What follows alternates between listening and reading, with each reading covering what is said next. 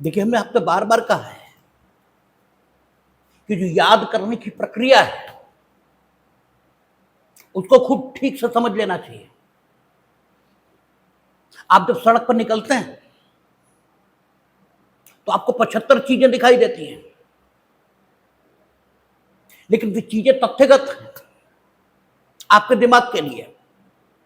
तथ्यगत है meaning there bye वो गुजरी, और आपकी आंख जो ज्ञानेंद्रिय है उसने उनका अनुभव किया, बस उनके बारे में कोई मानसिक तथ्य आपने निर्मित नहीं किया। जो तथ्य था बस केवल उसको अनुभव किया, और जो अनुभव करने की प्रक्रिया थी वो क्या थी? आंख से देखना। आपने देखा, अनुभव भर किया, लेकिन चूंकि उसमें कुछ भी ऐसा नहीं था जिसके कारण से आप उससे मानसिक जुड़ाव करते हैं, इसलिए वो आया और गया। उसने आपके मस्तिष्क में कोई जगह नहीं बनाई, आप भूल ही गए, आपको याद ही नहीं रहा क्या निकला था क्या नहीं निकला था। लेकिन जब कुछ ऐसा दिखता है जिसके बारे में आप कहते हो कि बहुत अच्छा है, तब आपने सिर्फ तथ्य को नहीं देखा है, बल्कि आपने उससे मानसिक जुड़ाव यह स्थापित किया है। यद्यपि अभी आपने खुलकर यह नहीं कहा है कि यह जो बहुत अच्छा है यह हमें चाहिए, यह अभी खुलकर नहीं कहा है आपने, लेकिन यह आपकी चालबाजी है। जो आपने खुलकर नहीं कहा है यह सिर्फ आपकी स्मार्टनेस, सो कॉल्ड, जिसे हम धूर्तता कहेंगे, और आपकी पॉलिश्ड भाषा में वो स्मार्टनेस कही जाएगी, ठीक है ना। और थोड़ा कबीरपंथी भाषा के अनुयायियों में वो चालूपंथी चालाकी कही जाएगी, ठीक है ना। और एमबीए की क्लासेस में ये बुद्धिमत्ता कही जाएगी। लेकिन आपने अभी खुलकर नहीं कहा कि ये हमें चाहिए, लेकिन फिर भी जैसे ही आपने कहा बहुत अच्छा है, तो बहुत अच्छा कहने का मतलब क्या होता है? जरा अपने दिमाग और अपने मन में गहरे जरा उतरिए और फिर हमें उत्तर दीजिए। जिस भी बात के बारे में आप ये कहते हो बहुत अच्छा है, उसके बारे में आपके मन में क्या चल रहा होता है, यह हमें मिलना चाहिए, ठीक है ना। बहुत अच्छा आप ऐसी किसी चीज के लिए नहीं कहते जिसके लिए आपके मन में ये इच्छा नहीं है कि वो हमें मिलनी चाहिए, ठीक है ना। मिल सकती है, मिल नहीं सकती, ये बिल्कुल डिफरेंट बात है, ठीक है। मिल सकती है, मिल नहीं सकती, इसका कोई ताल्लुक नहीं है इस बात से। लेकिन आप बहुत अच्छा कहेंगे उसी को जिसके मन में, जिसके लिए मन में आपके धारणा होगी कि हमें मिलना चाहिए। जरा अपने ही मन का परीक्षण कर लीजिए, हमें बताने की जरूरत थोड़ा ही है। और बहुत खराब है, इस बात का मतलब भी सिर्फ इतना ही होता है कि हमारी इससे दूरी ये रहनी चाहिए, हम इसके नजदीक नहीं जाना चाहते, उससे आपकी वितृष्णा है, ठीक है। तो जब आपने किसी चीज को देखा तो सिर्फ नहीं देखा, सिर्फ देखा नहीं है, अगर आपने बहुत अच्छा ये कहा है तब आपने सिर्फ तथ्य का अनुभव नहीं किया है, जो तथ्य मौजूद है उसका अनुभव नहीं किया है, बल्कि आपने उस वस्तु या व्यक्ति के संबंध में जो आपकी धारणा है, जो आपकी धारणा है उसको अभिव्यक्त किया है, और व्यक्ति या वस्तु से आपका जुड़ाव ये हो गया है। और जैसे ही जुड़ाव हुआ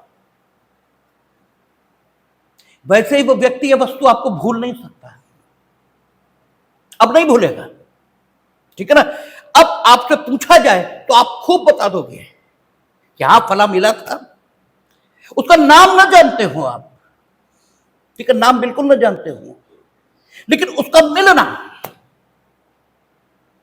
ये आप भूल नहीं सकते, ठीक है, तो भूल ही नहीं सकते आप, क्योंकि वो अच्छा लगा था, ठीक है ना। और फिर आगे प्रक्रिया ऐसे ही चल पड़ती है कि अब वो मिले, इस प्रयास में आप लगते हैं, और मिल गया, ठीक है, तब तो ठीक, और नहीं मिला तो फिर क्या होगा, गुस्सा आना शुरू हो जाएगा परिस्थितियों पर, व्यक्तियों पर, ठीक है, जो उसके मिलने में बाधक, और उस व्यक्ति से मोह बढ़ना शुरू होगा, ठीक है, उसके प्रति आसक्ति ये आपके मन में बढ़ेगी, क्योंकि वो मिला नहीं और आप उसे अच्छा मानते हैं। जरूरी नहीं है आप उसे अच्छा मानते हैं तो वो अच्छा हो ही, या जो गुण उसका आपको अच्छा लग रहा है वो गुण सबको अच्छा लगे, ये बिल्कुल जरूरी नहीं है। नहीं तो ताजमहल सबको सुंदर लगता, ठीक है, एक ही हीरोइन हेमा मालिनी या श्रीदेवी सबको सुंदर लगती, सबको हेमा मालिनी और श्रीदेवी सुंदर नहीं लगती। उनसे पूछो कि तुम्हें हीरोइनों में कौन सबसे ज्यादा सुंदर लगता, तो सबकी पसंद अलग है। लोगों से पूछो तुम्हें सबसे ज्यादा अच्छा, स्मार्ट और, ठीक है, आपका सुंदर हीरो कौन सा दिखता है, तो सबकी पसंद अलग है, ठीक है। तो आपको जो दिख रहा है वो वास्तव में है, अगर वो वास्तव में है जो आपको दिख रहा तो सबको दिखना चाहिए, ठीक है।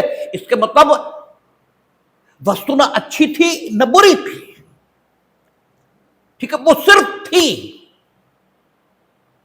आपने अपनी व्याख्या उसके साथ जोड़ी और उसे अच्छा और बुरा ये कहा, ठीक है, आपने जोड़ी है। और जिस भी चीज के साथ आप अपनी व्याख्या जोड़ देंगे वो आपको याद रहेगी। इसीलिए बार बार हम कहते हैं कि कानून को याद न करिए, वो याद हो ही जाएगा, बस उसकी सुंदरता देखने की कोशिश करिए, ठीक है। जैसे ही, क्योंकि ये आपके मन की प्रॉपर्टी है, यही याद करने की प्रक्रिया है, ठीक है। हर चीज पर ध्यान देना चाहिए, कुछ चीजें हमें क्यों याद रहती हैं और चीजें हमें क्यों याद नहीं रहती। जिस भी चीज से आपका मानसिक जुड़ा होगा वो आपको याद रहेगी, जिस भी चीज से आपका मानसिक जुड़ाव नहीं होगा वो याद नहीं रहेगी। ऐसे आप कथाएं सुनते होंगे कि संत महात्मा बैठे थे, ठीक है, किसी ने पूछा कि क्या यहां से कोई महिला गुजरी है, क्या यहां से कोई पुरुष गुजरा है, तो वो कहते हैं कि हाँ कोई गुजरा तो, लेकिन महिला थी या पुरुष नहीं बता सकते, क्योंकि उनका न जुड़ाव महिला से रह गया न पुरुष से रह गया। तो तथ्य के तौर पर उन्हें दिखा तो, आंख का काम है देखना, वो तो देखेगी, लेकिन आंख ने देखा तो,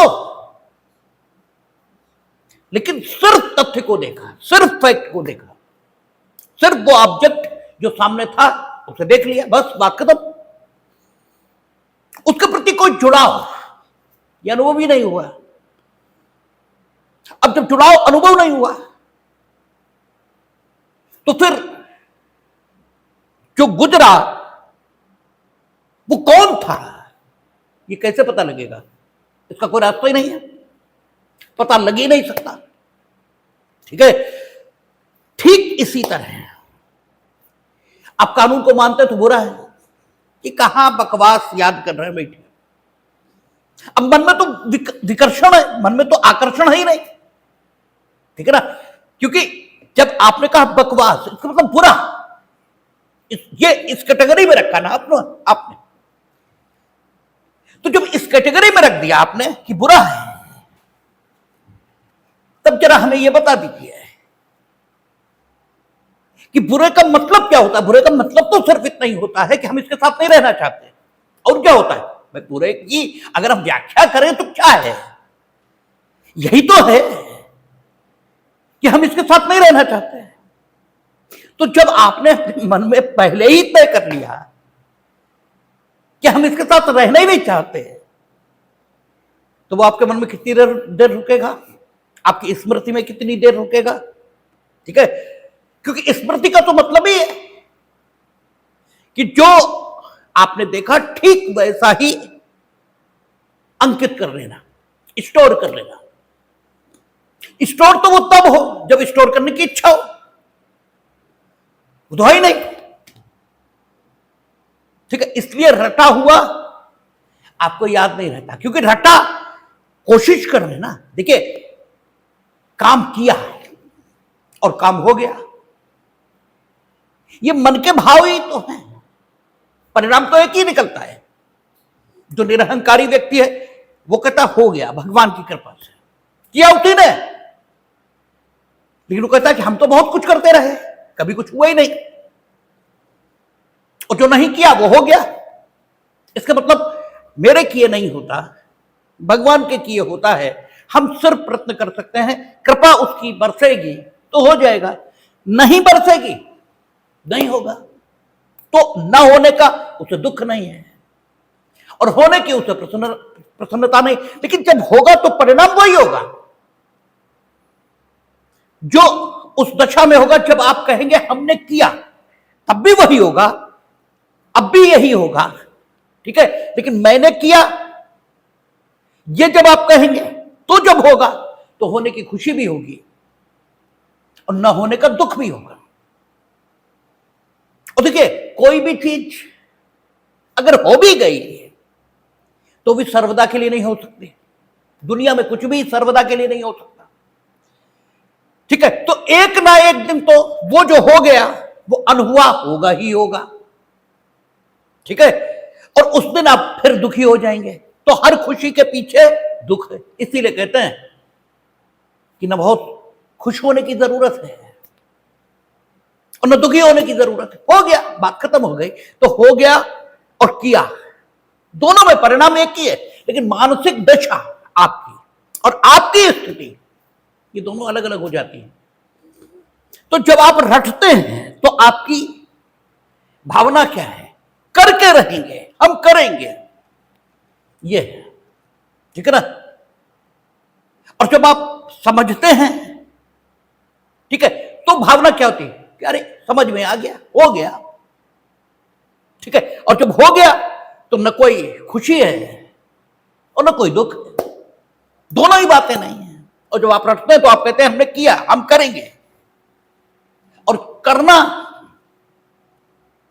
ये मन में आपके दुख और सुख दोनों को उत्पन्न करता है और उसके लिए कह रहे हैं आप कि हम करेंगे,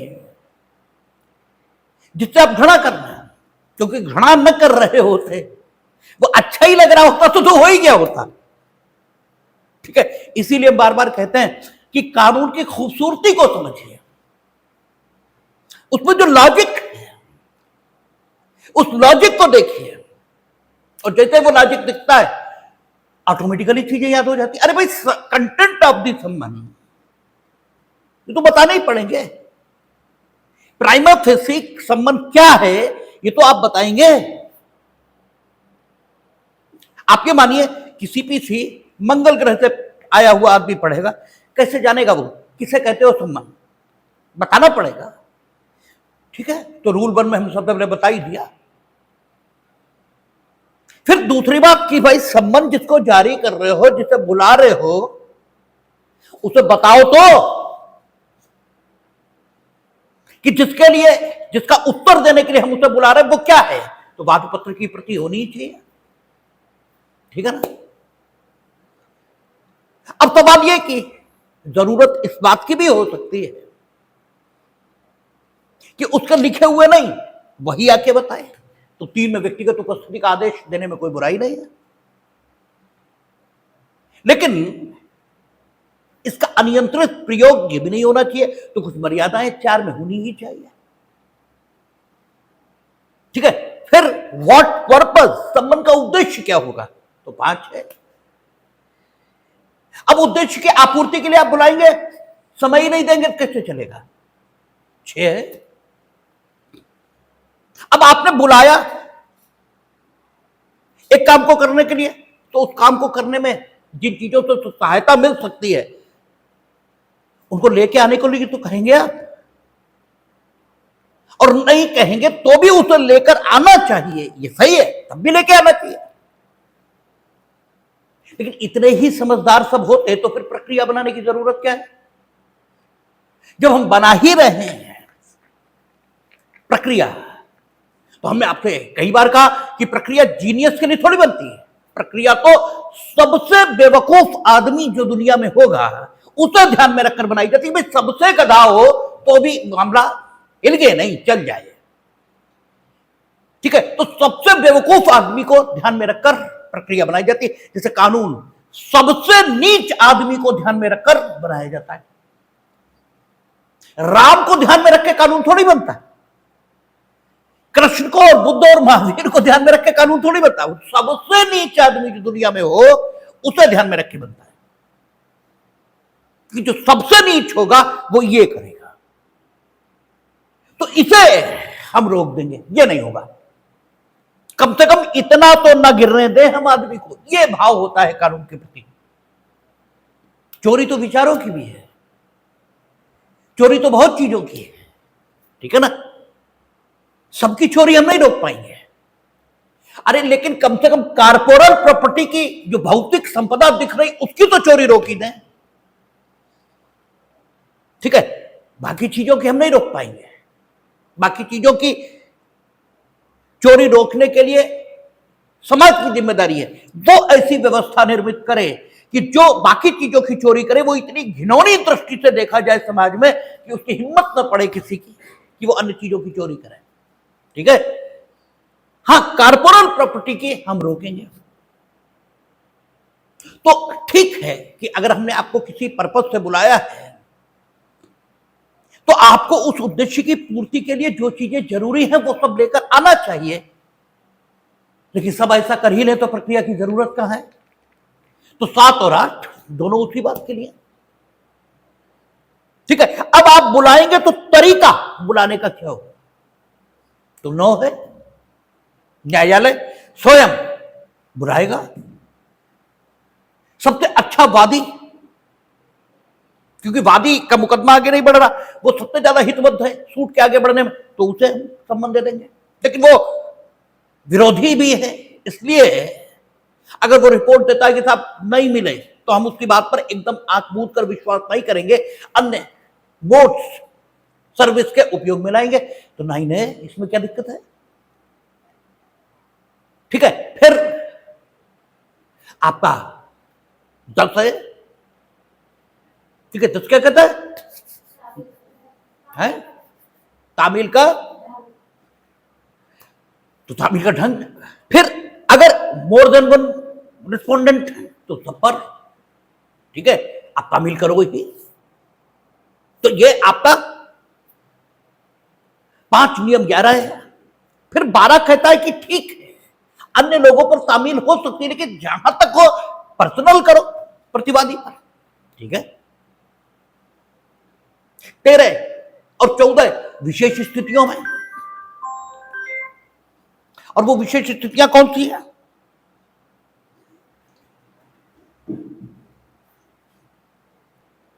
तो 13 और 14 विशेष ढंग बता रहा है। 15 के तक कुटुंब के वैसे सदस्य पे तामील, एक लॉजिक आपको दिखाई देता रहेगा, ठीक है ना। सेवक इस नियम के अर्थ में कुटुंब का सदस्य नहीं है, क्योंकि सेवक की प्रास्थिति स्टेटस, इसको आपको ध्यान में रखना है। और स्टेटस छोड़िए, उसकी स्वतंत्रता को भी तो ध्यान में रखना है। नौकरी छोड़कर चला जाए तो,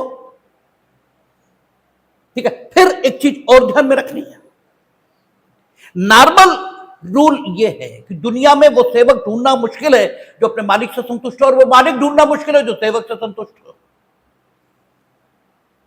दोनों एक दूसरे को नुकसान पहुंचाने की जुगाड़ में ही लगे रहते हैं हर समय, इस प्रकार के दोनों को पता ना लगे कि नुकसान उन्होंने पहुंचाया है, लेकिन नुकसान पहुंचाने की इच्छा मन में खूब रहती है। तो बेहतर यही कि भैया सदस्य ना मानो तो नहीं है, ठीक है। फिर 16, अरे भाई किसी संबंध हो गए तो पता कैसे लगे, तो उससे अपेक्षा है कि भाई वो एक प्रति साइन करके दे। तो आप अगर इसकी खूबसूरती को समझने की कोशिश करेंगे, इसके अंदर जो लॉजिक है उसको ध्यान में रखने की कोशिश करेंगे, तो है क्या, है तो कुछ भी नहीं। काम को ठीक प्रकार से करने का ढंग ही तो है, इसके अलावा क्या है प्रक्रिया। काम को ठीक तरीके से करने का ढंग है बस। तो इसमें समस्या कहां है? समस्या सिर्फ इतनी है कि आप कानून के प्रति कोई आकर्षण पैदा नहीं कर पाएंगे, ठीक है। इसलिए हालांकि जब आप आध्यात्मिक जगत में जाएंगे तो वो प्रक्रिया उल्टी चलाएंगे। वो कहेंगे कुछ भी, किसी भी चीज से मानसिक तौर पर मत जुड़िए, ठीक है, क्योंकि मानसिक तौर पर जुड़ने के लिए जो व्याख्या आप इस्तेमाल कर रहे हो वो व्याख्या सत्य नहीं है, वो व्याख्या आपकी है। वो कहेंगे जो आपको सुंदर दिख रहा है उसमें कोई सुंदरता नहीं है, ठीक है, क्योंकि अगर उसमें सुंदरता है तो उसे सार्वकालिक और सार्वभौमिक रूप से सुंदर होना चाहिए। सार्वकालिक यानी कहीं भी किसी भी समय उसे देखा जाए उसे सुंदर लगना चाहिए, जबकि बूढ़े बूढ़े जब वो बूढ़ा हो जाएगा तब देखो कहां गई सुंदरता, ठीक, कहां गई सुंदरता। अभी बाल जरा गंजे कर दें, कहां गई सुंदरता, ठीक है, चलो छोड़ो। अरे कम से कम सार्वभौमिक रूप से सुंदर लगना चाहिए। जो निग्रो महिला अफ्रीका में बहुत सुंदर समझी जाएगी, जो निग्रो पुरुष अफ्रीका में बहुत सुंदर समझा जाएगा, हिंदुस्तान में समझा जाएगा? हिंदुस्तान में तो नहीं समझा जाएगा। क्या जापान, चीन, इन देशों में सुंदर महिलाएं, सुंदर पुरुष होते ही नहीं होंगे? अरे भाभी तो होते ही होंगे। हमारे यहां उन्हें चिंपैंजी बताते हैं, बनमानुस बताते हैं कि बनमानुसों जैसा, ठीक है। क्या हमारे यहां जो सुंदर है यूरोप में सुंदर समझा, वो कहीं तो काले हैं। तो इसका मतलब यह हुआ कि सुंदरता व्यक्ति में है ही नहीं, ये तो व्यक्ति की व्याख्या है, मानसिक आपकी व्याख्या है। ये वस्तु या व्यक्ति सिर्फ है एक तथ्य के रूप में, उन्हें सुंदर है ना सुंदर है। आप उससे जुड़ना चाहते हैं तो आपका मन कहता है सुंदर है, आप उससे दूर हटना चाहते हैं आप कहते हैं सुंदर है। तो इसीलिए जब संत, आप सन्यासी होंगे तो वो कहेंगे व्याख्याएं छोड़ो, तथ्य देखो ना, ये आदमी सिर्फ है बस, इसके अलावा कुछ भी नहीं है। नहीं सुंदर है ना सुंदर है, क्योंकि अगर वो सुंदर है तो सार्वकालिक होना चाहिए। चलिए अन्य लोगों को हटा दो, तुम भी कुछ देर बाद उसे गालियां देने लगोगे। अभी तुम्हारी राय ये है कि बड़ा दयालु है, बड़ा अच्छा है, बड़ा ऐसा है वैसा है, सब सदगुण तुम्हें उसी में दिखाई देंगे, और थोड़ा कुछ गड़बड़ हो जाए तो सारी गालियां तुम उसी को दोगे,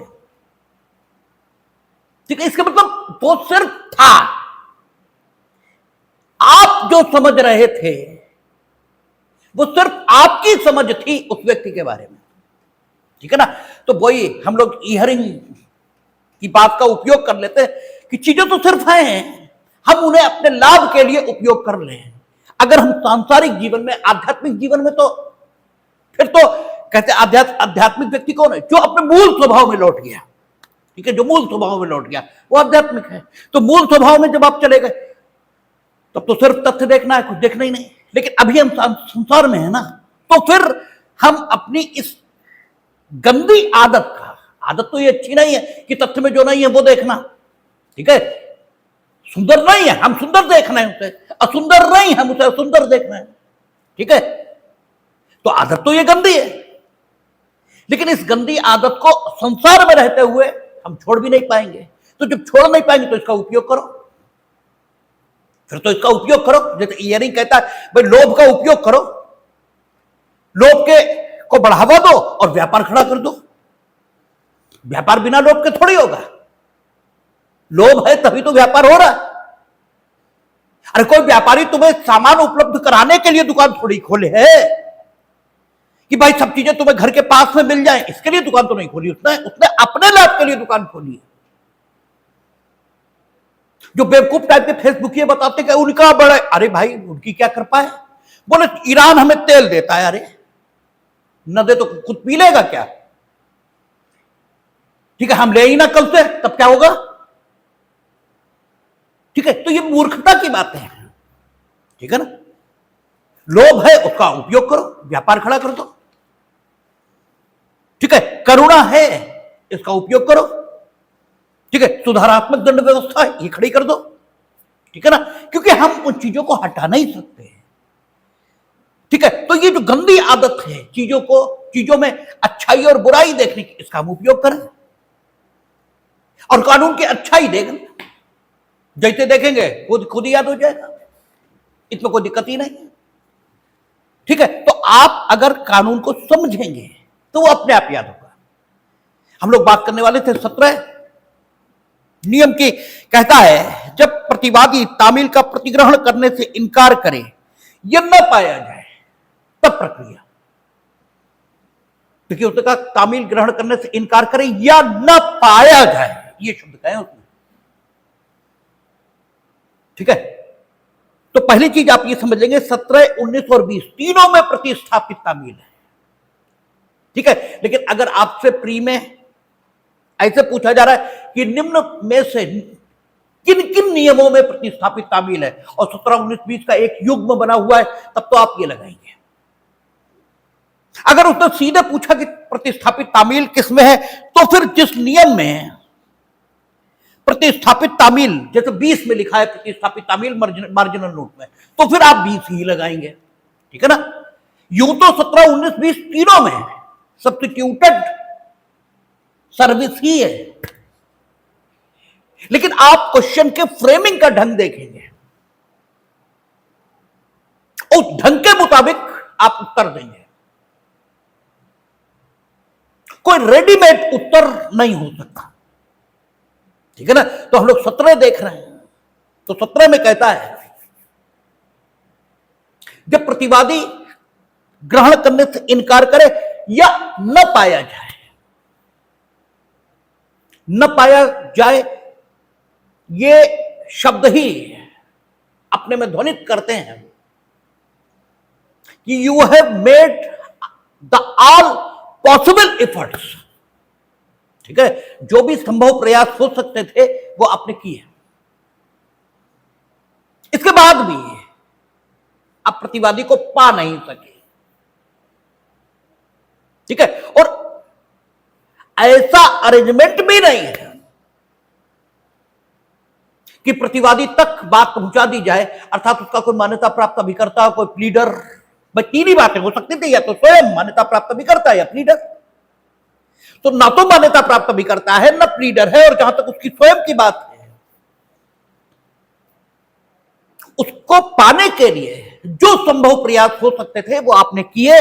आफ्टर दैट आप इस निष्कर्ष पर आ गए कि no I can not found, ठीक है। ये निष्कर्ष है कि पाया नहीं जा सकता, ये निष्कर्ष है। हमने आपसे बार बार कहा कि शब्द की प्रकृति को देखना चाहिए। कल हम बात कर रहे थे ना कि ये ऑब्जर्वर का कथन है कि परमारथ के कारण साधुम धरा शरीर, किसी साधु का कथन नहीं है। अगर साधु ये कहे कि हमने परमार्थ के कारण शरीर रख रखा, तो ये अहंकार, it is a statement of ego, फिर वो संत नहीं है। ये तो ऑब्जर्वर देख रहा है, उसने देखा कि व्यक्ति उठा सुबह, उसने सिर्फ लोगों के कल्याण के लिए ही काम किया है। जो कुछ अगर खुद खाना भी खाया तो इस भाव से कि अगर हम जिंदा नहीं रहेंगे तो ये जो गाय है, ये चिड़िया है, ये पेड़ पौधे हैं, इन्हें पानी कौन देगा, ठीक है। वो तो खुद का भी रक्षण किया है, तो सिर्फ लोगों के लिए। जब ये ऑब्जर्वेशन आया तब ऑब्जर्वर ने कहा कि परमारथ के कारण साधुम धरा शरीर। किसने कहा, क्या कहा, उससे क्या अभिव्यक्त हुआ, इसे समझने की कोशिश हमेशा, और यही चीज का दर्शन है, यही चीज का दर्शन है।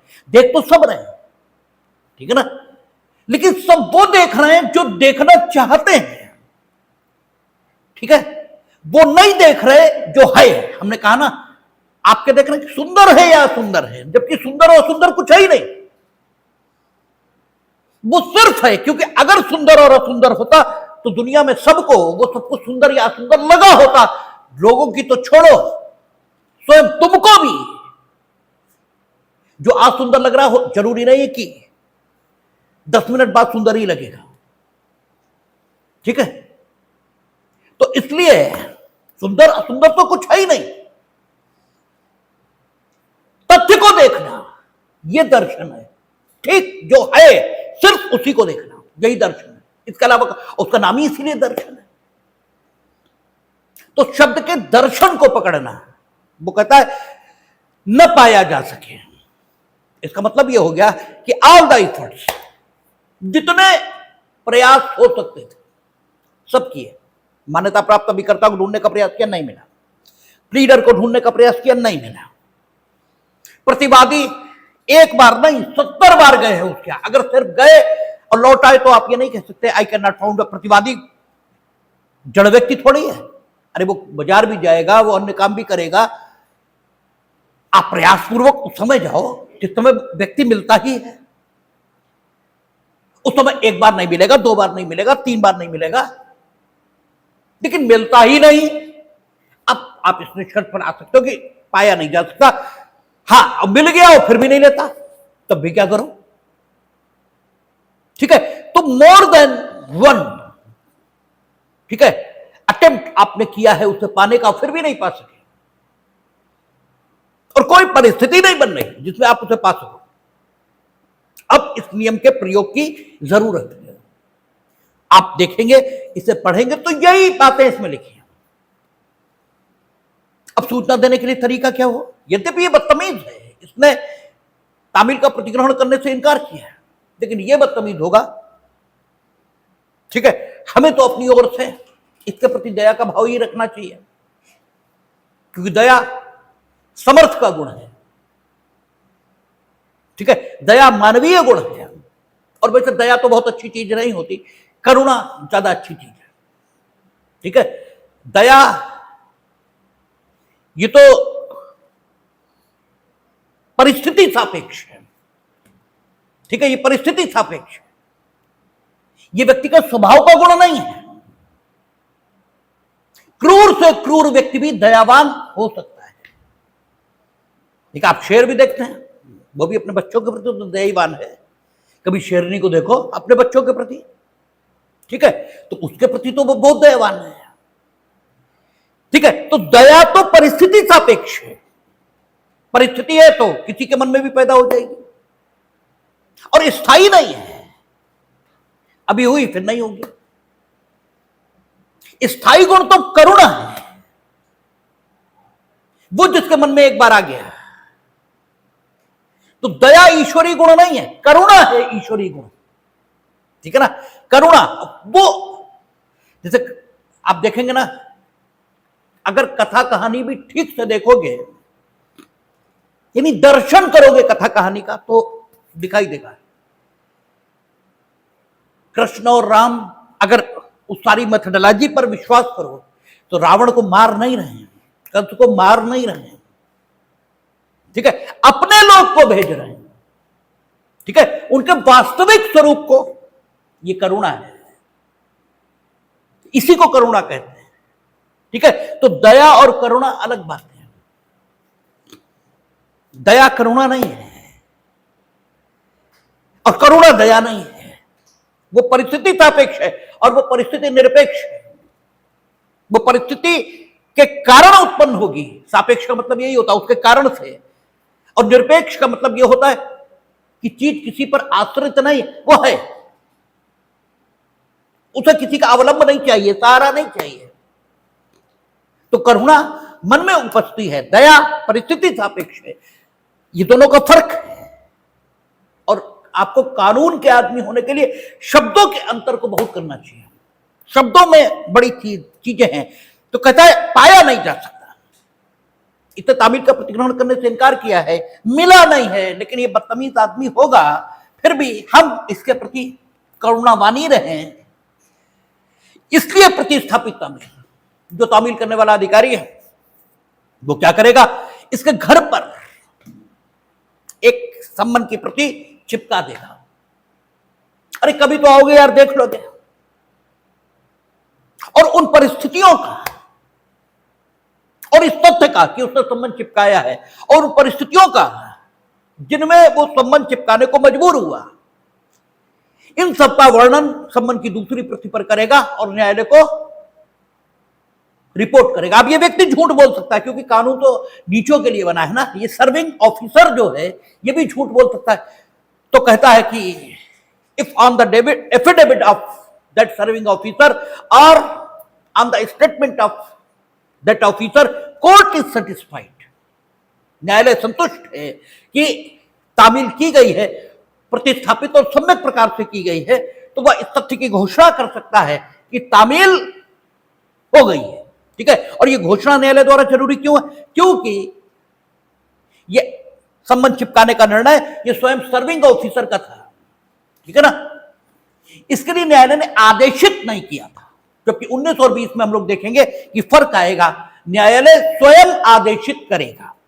ठीक है, ये फर्क आएगा 17, 19 और 20 का। यहां निर्णय स्वयं का है सर्विंग ऑफिसर का, 19 और 20 में न्यायालय के आदेश से वो सारी चीजें होंगी। ठीक है, अब देखें जरा, कहता जहां प्रतिवादी या उसका अभिकर्ता या उपरोक्त जैसा अन्य व्यक्ति अभिस्वीकृति पर हस्ताक्षर करने से इनकार करता है। भाई तीन ही लोगों पर सम्मन की सर्विस करोगे, या तो व्यक्ति पर या अभिकर्ता पर, ठीक है, और या फिर आपका जो उसका कौन होगा, उपरोक्त जैसा अन्य व्यक्ति, यानी कुटुंब का वयस्क सदस्य आदि आदि। ठीक है ना, या जो धारित कर रहा है वो मान्यता प्राप्त अभिकर्ता थोड़ी, कारोबार धारित कर रहा है या वो संपत्ति धारित कर रहा है, तो उपरोक्त जैसा अन्य व्यक्ति अभिस्वीकृति पर हस्ताक्षर करने से इनकार करता है। जो अभिस्वीकृति 16 में देनी है, ठीक है ना, जो 16 में देनी है अभिस्वीकृति, उस पर हस्ताक्षर करने से इनकार करता है। या जहां तामील करने वाला अधिकारी सभी सम्यक और युक्त तत्परता बरतने के पश्चात ऐसे प्रतिवादी को न पा सके।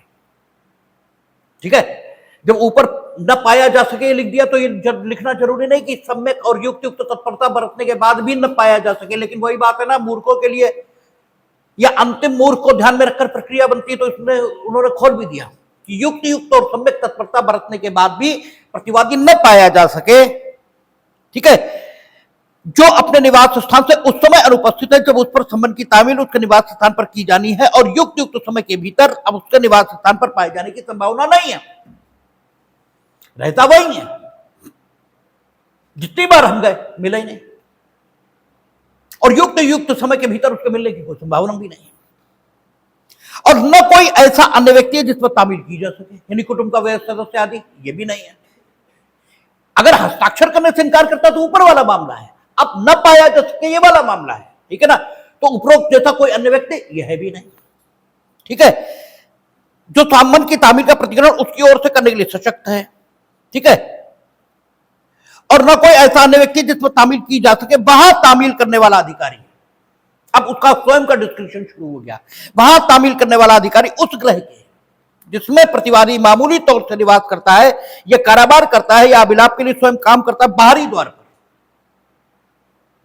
नियम स्वयं स्थान तय कर रहा है कि कहां पर आप लगाएंगे, बाहरी द्वार पर या किसी अन्य सहज दृश्य भाग पर, जो सीधे सीधे आसानी से दिखाई देता हो, जिसे देखने के लिए कोई प्रश्न न करना पड़ता हो, सहज दृश्य भाग पर सम्मन की एक प्रति लगाएगा और तब वह मूल प्रति को उस पर प्रष्ठांकित करके या उससे उपाबद्ध ऐसी रिपोर्ट के साथ, ठीक है, जिसमें यह कथित होगा कि उसने प्रति ऐसे लगा दी, यानी उस तथ्य का कथन होगा जो प्रति लगाने से संबंधित है, और वे कौन सी परिस्थितियां थी जिनमें उसने ऐसा किया कथित होंगी, और जिसमें उस व्यक्ति का यदि कोई हो नाम और पता कथित होगा जिसने ग्रह पहचाना था।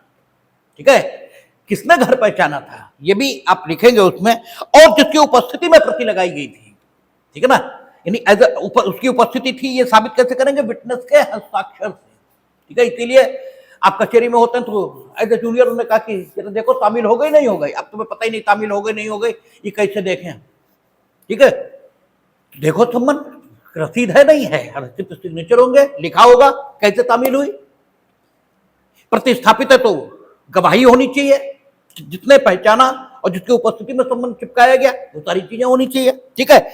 उस न्यायालय को लौटाएगा जिसने निकाला था, ठीक है, जिसने निकाला था उसे सारी चीजें लौटा देगा वो अधिकारी जिसने सम्मन की तामील 17 में नियम के मुताबिक की है। अब 18 ये भी 10 से 16 और 18 एक साथ ही पढ़े जाते हैं, ठीक है ना। तामील करने के समय और रीति का प्रश्न करना, किस टाइम आपने तामील की और किस ढंग से की है, ये ढंग भी लिखेंगे आप, वह सदस्य की है, चिपका कर की है, कैसे की है आपने, ठीक है। तामील करने वाला अधिकारी उन सभी दशाओं में जिनमें सम्मन की तामील नियम 16 के अधीन की गई, अच्छा ये सिर्फ 16 को लागू हो रहा है यानी कुटुंब के वयस्क सदस्य पर, ठीक है ना, नहीं अच्छा नहीं कुटुंब के वयस्क सदस्य पर और रीति, अच्छा ठीक है, स्पष्टांकन करना है कि आपको रसीद साइन करके देनी है, ठीक है।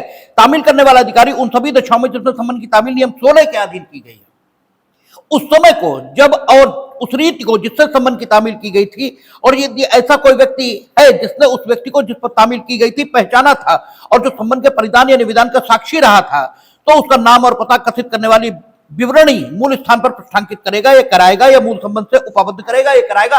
तो 16 में जो अपेक्षा है वो तो 15 के संबंध में है, जो अपेक्षा है 16 में, नियम 16 में है तो 15 के संबंध में कि कुटुंब के वयस्क सदस्य को तामील, तो कुटुंब का वयस्क सदस्य कोई पहचानेगा तभी तो पता लगेगा कुटुंब का वयस्क सदस्य है, ये प्रतिवादी है, कुछ तो होगा, ठीक है।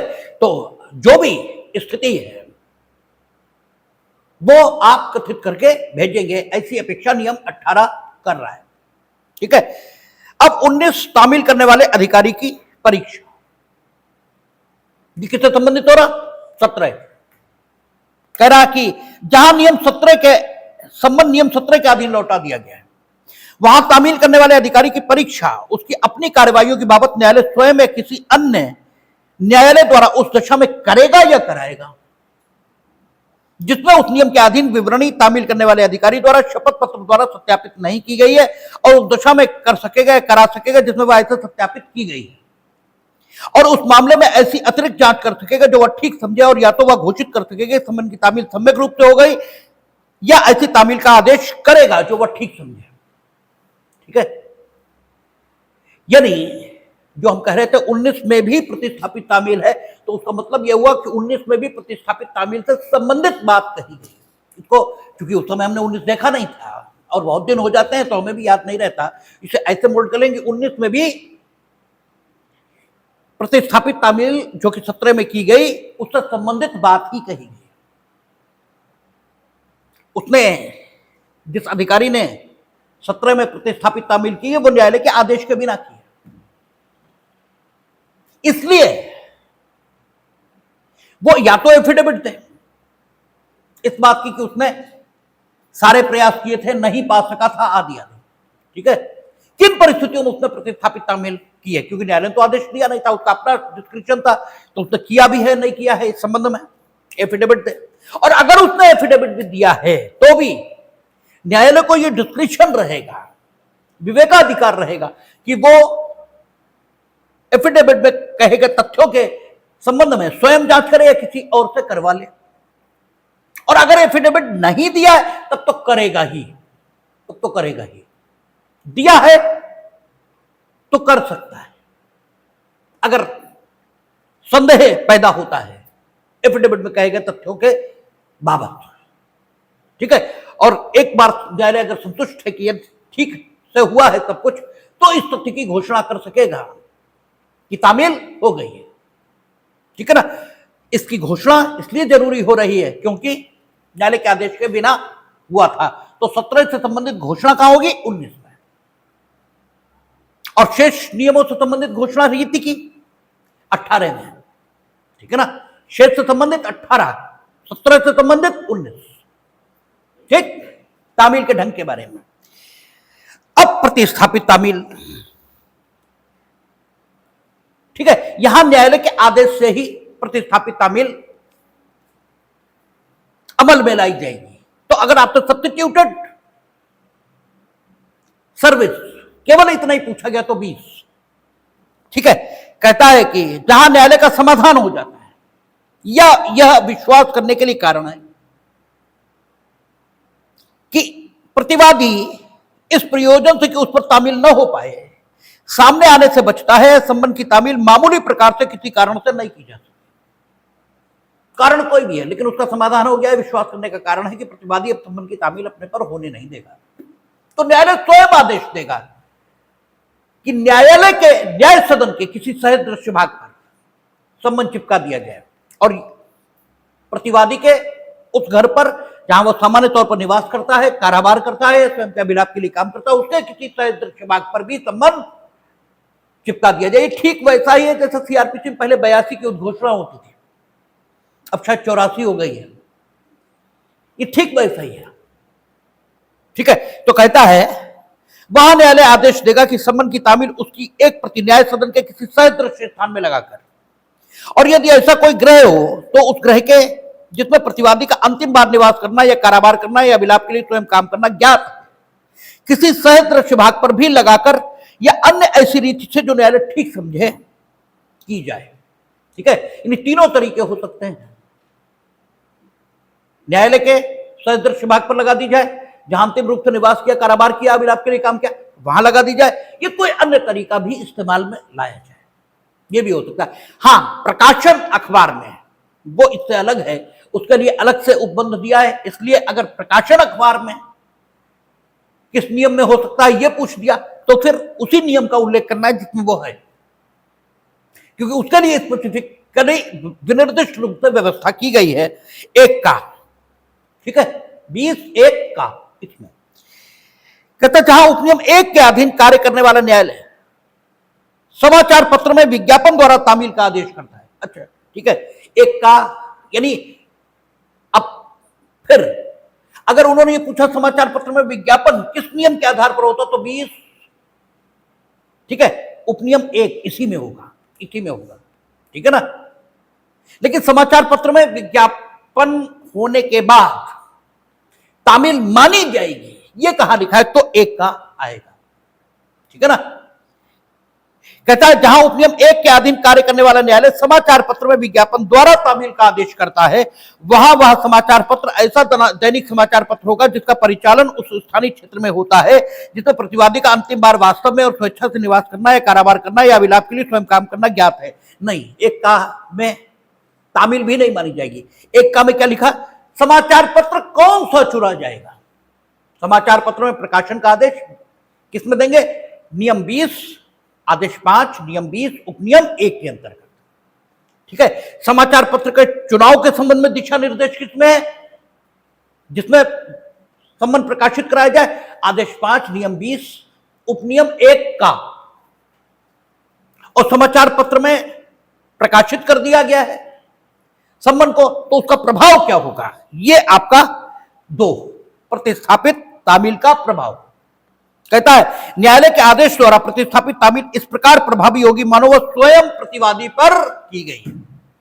और जब कानून ने यह घोषणा कर दी तो इन बातों का कोई मतलब नहीं बचा कि आप कहो कि प्रतिवादी तो अनपढ़ है, उसने तो समाचार पत्र पढ़ा ही नहीं, क्योंकि उसके लिए तो काला अक्षर भैंस बराबर है। ठीक है, या उसके गांव में तो वो समाचार पत्र जाता ही नहीं, ये वो समाचार पत्र खरीदता ही नहीं। इन बातों का कोई मतलब नहीं, क्योंकि कानून स्वयं घोषित कर रहा है कि न्यायालय के आदेश द्वारा प्रतिस्थापित तामील इस प्रकार प्रभावी होगी मानो वह स्वयं प्रतिवादी पर की गई है। ठीक है ना, लेकिन न्यायालय के आदेश द्वारा तुम खुद ही छपवा दो अखबार में, ठीक है, तो नहीं होगा, तब नहीं होगा। न्यायालय के आदेश द्वारा, इसलिए आप कचहरी में जाएंगे तो वो कहते हैं गजट की एप्लीकेशन लगा दो। ठीक है, क्योंकि विदाउट एप्लीकेशन या कोर्ट खुद कहे ठीक है इसमें गजट कराइए, ठीक है, तब बात अलग हो गई। लेकिन आपने अपनी इच्छा से गजट करा दिया, उसका कोई अर्थ नहीं। ठीक है, ये जहां तामील प्रतिस्थापित की गई हो वहां उपसंजाति के लिए समय का नियत किया जाना। वहां से आप एप्लीकेशन लगाते हैं, फिर अदालत से छपकर मिलता है कि आप क्या निकलवाओगे अखबार में, वही छपा हुआ जो न्यायालय से मिला है वही निकलेगा। कहता है जहां तामील न्यायालय के आदेश द्वारा प्रतिस्थापित की गई वहां न्यायालय प्रतिवादी की उपसंजाति के लिए ऐसा समय नियत करेगा जो उस मामले में अपेक्षित हो। ठीक है, यानी अखबार में छप तो जाए, सारी चीजें हो तो जाए, ऐसा समय अपना नियत करेगा। तो आदेश 20 नियम 3, क्योंकि प्रतिस्थापित तामील होगी किसमें, 20(1) में, उसका प्रभाव 20(2) में। समाचार पत्र के चुनाव के संबंध में निर्देश 20(1) का, और यह पूछा जाता है इसलिए। ठीक है, अब 21 से 30 तक स्पेशल केसेस। ठीक है, स्पेशल केसेस में जहां प्रतिवादी किसी अन्य न्यायालय की अधिकारिता के भीतर निवास करता है। निवासी कहां कर रहा है, अन्य न्यायालय की अधिकारिता में। जिस न्यायालय में मुकदमा इंस्टीट्यूट हुआ उस न्यायालय में नहीं रह रहा है। ठीक है, 9 में स्थिति डिफरेंट थी, उसकी चर्चा की थी हमने। 21 में स्थिति डिफरेंट है।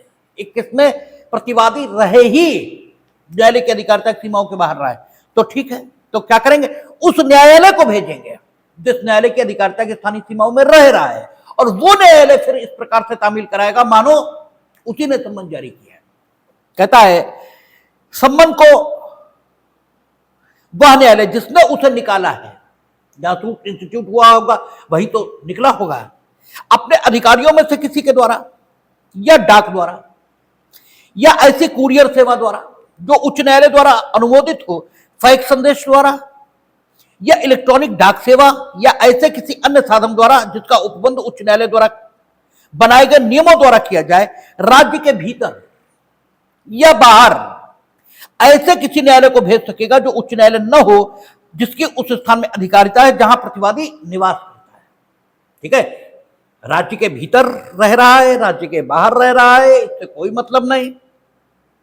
और चूंकि उच्च न्यायालय की अधिकारिता का विस्तार संपूर्ण राज्य में होता है, इसलिए प्रत्येक प्रतिवादी चाहे जहां रह रहा हो वो उच्च न्यायालय की अधिकारिता में तो रह ही रहा है। लेकिन सम्मन निकालने वाला न्यायालय उच्च न्यायालय को छोड़कर जिस न्यायालय की अधिकारिता में संबंधित प्रतिवादी रह रहा है उसे उपरोक्त साधनों में से किसी एक का प्रयोग करके सम्मन भेज देगा, और जब उस न्यायालय को भेजेगा तो वह ऐसे तामील कराएगा मानो उसे खुद सम्मन जारी किया हो। ठीक है, बाहर के न्यायालय द्वारा निकाले गए सम्मन की प्रेसिडेंसी नगरों में तामील। ठीक है, प्रेसिडेंसी नगर में जो उच्च न्यायालय है वो लघुवाद न्यायालय भी समझे जाते हैं। ठीक है, जो प्रेसिडेंसी टाउन है वहां उच्च न्यायालय को लघुवाद न्यायालय की अधिकारिता भी होती है। तो प्रेसिडेंसी टाउन में अगर प्रतिवादी को सम्मन की तामील करनी है तो वो उच्च न्यायालय को भी भेजी जा सकती है। ये कह रहा है जहां कलकत्ता, मद्रास और मुंबई नगर की सीमाओं से परे स्थापित किसी न्यायालय द्वारा निकाले गए सम्मन की तामील ऐसी स्थानीय सीमाओं में से किसी सीमा के भीतर की जानी है, वह उस लघुवाद न्यायालय को भेजा जाएगा जिसकी अधिकारिता के भीतर उसकी तामील की जानी है। प्रेसिडेंसी टाउन, इनके बाहर के न्यायालय द्वारा सम्मन जारी है और उसकी तामील प्रेसिडेंसी टाउन के भीतर होनी है, तो लघुवाद न्यायालय को भेजा जा सकेगा। और लघुवाद न्यायालय की अधिकारिता किसे, उच्च न्यायालय को, प्रेसिडेंसी टाउन में। ठीक है ना, तो उच्च न्यायालय को भी सम्मन भेजे जा सकते। ठीक है, यह भी स्पेशल केस है क्योंकि प्रेसिडेंसी टाउन में तामील होनी है।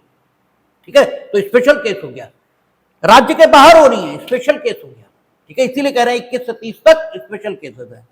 आगे कहता 23 जिस न्यायालय को सम्मन भेजा गया है उसका कर्तव्य, यानी चाहे आपका 21 में भेजा और चाहे 22 में भेजा, जिसको भेजा उसका कर्तव्य क्या है। तो कहता वह न्यायालय जिसको सम्मन नियम 21 या नियम 22 के अधीन भेजा गया है उसकी प्राप्ति पर इस भांति अग्रसर होगा मानो वह उसी न्यायालय द्वारा निकाला गया था। ठीक है, और तब वह उससे संबंधित सभी कार्यवाहियों के अभिलेख यदि कोई हो सहित सम्मन उसे निकालने वाले न्यायालय को वापस भेज देगा। ठीक है, उसी प्रकार अग्रसर होगा मानो उसने स्वयं निकाला, यानी खुद तामील कराएगा और तामील का अभिलेख सहित। ठीक है, जो भी उसकी कार्यवाहियों के मिलेगा सब सम्मन जारी करने वाले न्यायालय को वापस भेज देगा, ठीक है, ताकि पता लग सके कि सम्मन की तामील हुई या नहीं। अब आपका 24, ये भी स्पेशल केस है, कारागार में, प्रतिवादी कहां है? जेल में, तो ये भी स्पेशल केस है जहां प्रतिवादी कारागार में परिरुद्ध है। महासम्मन कारागार के भारसाधक अधिकारी को प्रतिवादी पर तामील के लिए परिदत्त किया जाएगा। किसके? कारागार के भारसाधक अधिकारी को, क्योंकि उसी के अधिकारिता में तो है, वो सीधे उस तक पहुंच तो हो ही नहीं सकती, तो कारागार के भारसाधक अधिकारी को परिदत्त किया जाएगा। यह डाक द्वारा या ऐसी कुरियर सेवा द्वारा जो उच्च न्यायालय द्वारा अनुमोदित हो, फैक्स संदेश द्वारा या इलेक्ट्रॉनिक डाक सेवा द्वारा या किसी अन्य साधन द्वारा जिसका उपबंध उच्च न्यायालय द्वारा बनाए गए नियमों द्वारा किया जाए, भेजा जाएगा। यहां मैंडेटरी लैंग्वेज का प्रयोग है, ठीक है। 25, ये भी स्पेशल केस है, कहता महातामील, जहां प्रतिवादी भारत के बाहर निवास करता है, फॉरेन में रह रहा है, और उसका कोई अभिकर्ता भारत में नहीं है, यही नहीं, ठीक है, उस पर तामील है। तो जो राजनयिक हैं उनके माध्यम से, या अब तो सीधे डाक सेवा कई देशों में संचालित है, हमारा सीधे संबंध है, तो उसके माध्यम से कहता है जहां प्रतिवादी भारत के बाहर निवास करता है और उसका भारत में ऐसा कोई अभिकर्ता नहीं है जो तामील प्रतिग्रहित करने के लिए सशक्त है, वहां यदि ऐसे स्थान और उस स्थान के बीच जहां न्यायालय स्थित है डाक द्वारा संचार है, ठीक है, तो सम्मन उस प्रतिवादी को उस स्थान के पते पर जहां वह निवास कर रहा है, यह डाक द्वारा या ऐसी कुरियर सेवा द्वारा जो उच्च न्यायालय द्वारा अनुमोदित है, फैक्स मैसेज या इलेक्ट्रॉनिक सेवा डाक सेवा द्वारा या किसी अन्य साधन द्वारा जिसका उपबंध उच्च न्यायालय द्वारा बनाए गए नियमों द्वारा किया जाए, ठीक है। और परंतु जहां ऐसा प्रतिवादी बांग्लादेश या पाकिस्तान में निवास करता है, दो विशेष उल्लिखित देश हैं, इसलिए यह भी और स्पेशल केस हो गया। महासम्मन उसकी एक प्रति के सहित प्रतिवादी पर तामील के लिए उस देश के किसी ऐसे न्यायालय को भेज सकेंगे, यानी यहां रेसिप्रोकल अरेंजमेंट होंगे, इसलिए लिखा है जो उच्च न्यायालय न हो जिसकी उस स्थान में अधिकारिता जहां प्रतिवादी निवास करता है, ठीक है, सीधे उसी न्यायालय को भेज सकेंगे। कहां? पाकिस्तान और बांग्लादेश में। पाकिस्तान में अभी ये स्थिति रही होगी, लेकिन रही तो होगी भाई, अभी तक कोई अमेंडमेंट तो है नहीं, तो रही होगी अभी भी, ठीक है।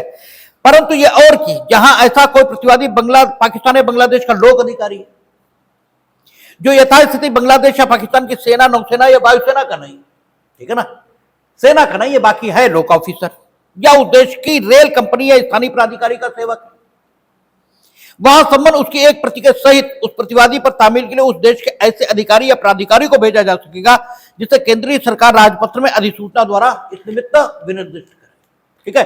तो केंद्रीय सरकार का राजपत्र हम देखेंगे, वहां जिसको भेजना लिखा होगा उसे भेज देंगे, ठीक है।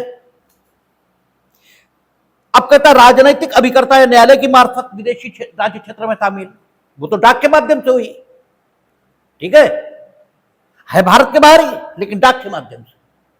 नियम 26 में जहां हमारी डाक संचार सेवा नहीं है वहां राजनीतिक अभिकर्ता, या हो सकता है इसमें यह भी लिखा हो जहां डाक संचार सेवा है वहां भी हम राजनीतिक अभिकर्ता के माध्यम से करा सकेंगे, यह भी लिखा हो सकता है, ठीक है।